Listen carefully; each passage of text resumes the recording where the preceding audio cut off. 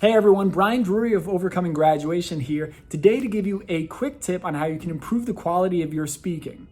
By working with Stephenson, who was arguably one of the best speakers on the planet, I learned so much about speaking, and one of the things he helped people with most was rapidly improving the quality of their presentations and the connection they made with an audience. And by applying the step I'm going to share today, you can do both of those things. So often when we would be preparing for our speeches with Sean, people would have their note cards or their notes, and they'd be standing there holding them, shaking them, looking at them, not even looking at the audience. So many times we think that the quality of our speech is dictated by the words. We think, right, if I have the stats and the facts and the statistics, that this is what's going to drive the meaningful impact in a story. And the reality is actually the opposite. Think about the most impactful speeches and presentations you've ever seen or ever heard.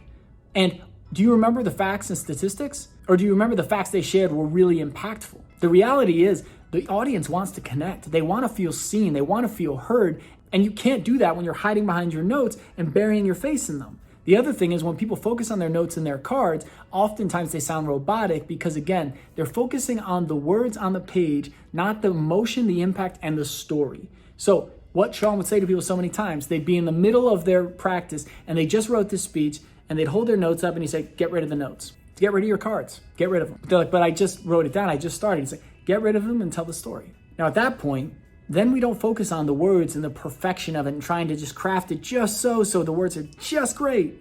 Then we focus on telling the story. Then we focus on how it impacts people. And then we focus on the details and seeing the people in the audience. Here's the other thing. When you can do that, you can see the responses you're getting. You can see the impact. You can see how people are reacting to what you're saying. So now there's a connection and an exchange of emotion, not just you talking at the air. Now you may be saying, well, Brian, how do I prepare for my speech then if I don't have notes? What I like to do is I start with bulleted lists, not fully written out words.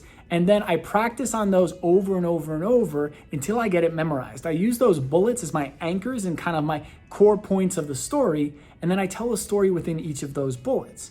Through practice and repetition, you're able to get the roboticness out and then you feel the story. Then you're able to let go of the words because you've got them locked in so well just by remembering those bullets and then telling the story within the bullets that then you can focus on the emotion of the story and connecting with the audience. So today's recommendation to massively improve your speaking is get rid of the notes. When you're on stage, you should be prepared and you should be ready to go. You shouldn't have to hide behind notes or slides. You should be able to tell that story without anything behind you and still impact and deliver for that audience. Because remember, they're there for themselves. They're not there for you. When you're up in front of people, you have a responsibility to maintain their attention, to deliver that value, deliver that story, and care for them in that time because they're looking for something that you have and you have to be prepared to offer it. So make sure you do your prep, get rid of your notes on stage, and watch as you connect more deeply than you ever have, and you see your audience light up at the stories you're telling, and that's where you're getting standing ovations and having people coming up to you after saying your speech changed my life.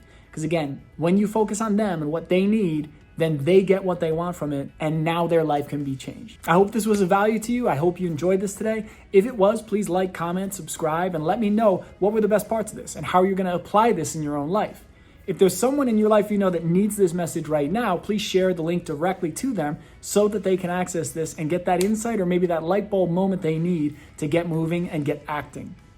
If you'd like help being more consistent, more accountable, and joining a group of like-minded people that are working on themselves too, I'd love for you to check out the Most Productive Hour Accountability Group. This is something I created to help people be connected, be around a community of people that are working to better themselves, because I know that's very hard to find, and also get better at setting daily goals so they can work towards their big, massive, beautiful dreams. So if you haven't already, click the link in the description below for Most Productive Hour. That's overcominggraduation.com/MPH. I'd love to see you in there. It's been a game changer for me and the people who've joined. So I'd love to see you in. I can't wait to talk more with you. And that's all for today. I love you. Thanks for being a part of this. Thanks for joining in and watching today. I'll be talking to you again real soon.